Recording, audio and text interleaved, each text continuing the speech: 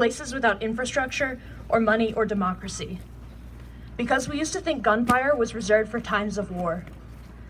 Because when it really started to get bad, when we heard about dozens of dead kids, we called it an anomaly and asked for change. Because when it happened again, we thought there might be a pattern and asked for change. Because by 2018, we've lost hundreds of lives and have run out of tears and time and words, and nothing has changed. Schools, concerts, movie theaters, and places of worship used to seem holy and safe and impenetrable, and now we are afraid and look for escape routes and have to prepare for the worst possible outcome, the worst call a parent or a sibling or a friend could receive. We must acknowledge how terrible this is, the magnitude, how fear, division, and political alienation have taken over an issue which, as complex as it is not simply political.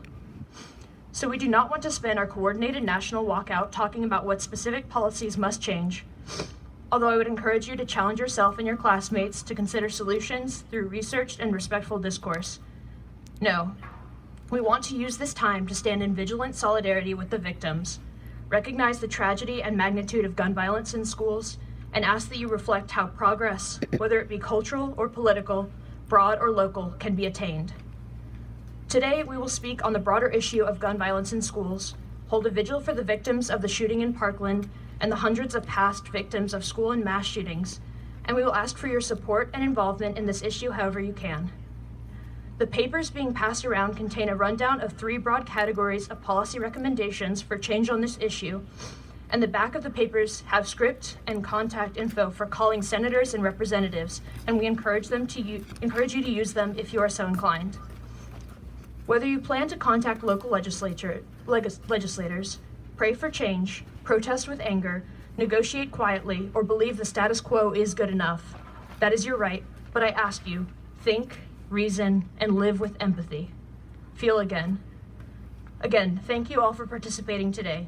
This gives me hope that our generation can not only compromise and push back against violence, but can also unite to stimulate progress and improve the lives of all people in our future. Thank you. Scott Beagle, 35.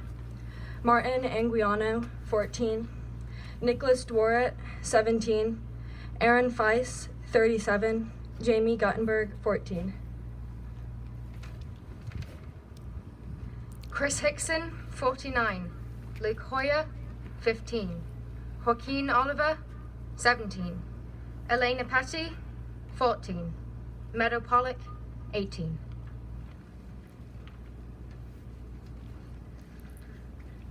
Gina Montalto, 14. Helena Ramsey, 17.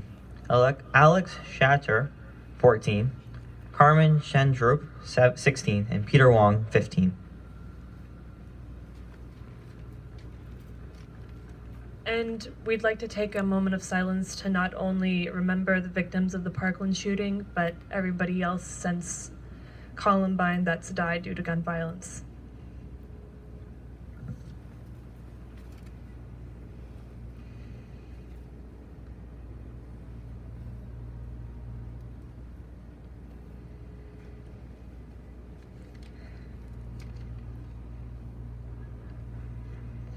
Thank you. All right, for those of you who don't know me, I'm Anika Iqbal, and I'm a sophomore. This walkout is supposed to last 17 minutes. 1 minute for each person killed in the school shooting in Parkland, Florida, exactly a month ago today. That is 17 minutes too long, but if we held a walkout that lasted 1 minute per victim of gun violence since Sandy Hook, it would last 150,000 minutes. That is 104 days. We should have been marching and fighting after Columbine, which happened nearly 20 years ago. Marching and fighting because schools have become war zones, because the possibility of coming to school only to greet the end of the gun is a reality. Because you shouldn't go to school only to learn to fear for your life. We are here right now because we cannot wait any longer. We cannot wait for another person to become a minute.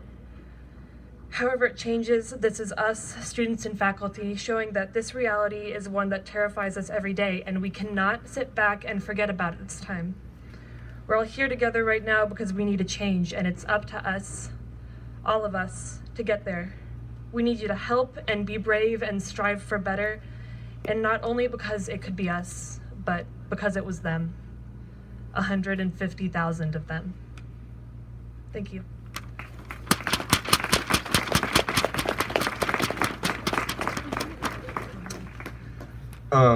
Not too long after I was asked to say something today, I read a post on Facebook from someone who I admire, but the message encouraged young people to, instead of participating in a walkout, to be kind to people in our schools who may be showing signs that other school shooters commonly show. And at first I scoffed. I thought, he obviously doesn't understand what's going on. He must not understand that it's not that simple. But it wasn't until I saw this false sense of complacency or supposed understanding of events like this in someone else that I began to see the same thing in myself. It's my default position as a scared and prideful person to want to understand everything, to identify a problem and to solve it. And so often I want to say that situations like in Florida are just about guns or mental health or laws. But no matter how I try to define it, events like in Parkland are complex. And no matter how badly we may want for there to be one, there is no sole reason why over 160 American school shootings have resulted in casualties in the last 10 years alone. And nor is there one right way for us to respond when we keep seeing them. Yes, we need thoughts and prayers, but we also need whatever legislation can be passed when a lack thereof continually leads to easily committed violence. And yes, we need legislation, but we also need national conversation. We need enough grace and humility to talk to each other about why we can't afford to look at violence against children as a partisan issue. And yes, we need national conversation, but we have an opportunity and a responsibility to act on our own campus. If we see the destruction of student bodies as a tragedy, then we have to look at the encouragement and the preservation of student bodies as a goal. If that means talking to people who aren't your friends, then do it. If it means sticking up for people around your friends, then do it. And if it means living a mundane, normal life with enough compassion and sincerity to let others know that you would be there for them in their darkest days, then do it. We have to ignore the idea that the ways we choose to respond to tragedies like this are mutually exclusive. And we have to ignore oversimplified answers as to why they happen at all. Let them instead encourage us to pursue reconciliation in however many ways we can. Let this horrible, renewed sense of the brokenness in our world drive you to advocate for new laws or for healthcare reform, to call senators or to talk to your friends and family, to forgive each other, to love even people who have wronged you. But when we as students continually see news like this, we have to do something.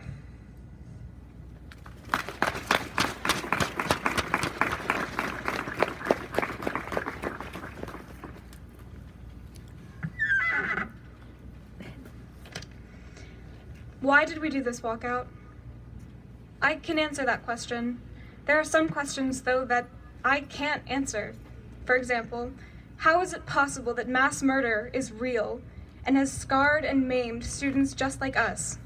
How can someone purposefully end the lives of 17 people, ripping them away from those who loved them and causing such pain, such grief?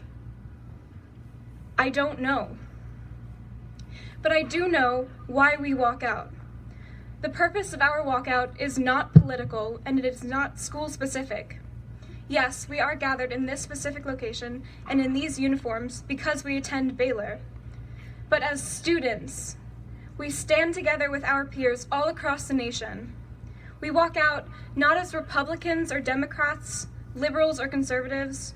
Right now, we are students walking out in solidarity for ourselves, our siblings, for our cousins and friends and neighbors. For every student, past, present, and future, we walk out. In the face of violence and adversity and fear, we walk out and we are supported by teachers, coaches, and administrators nationwide. This walkout is not the end of the discussion of surrounding school shootings, but the beginning of students of every age and grade accessing the power we hold to make positive change happen. And that is why we did this walkout. Thank you.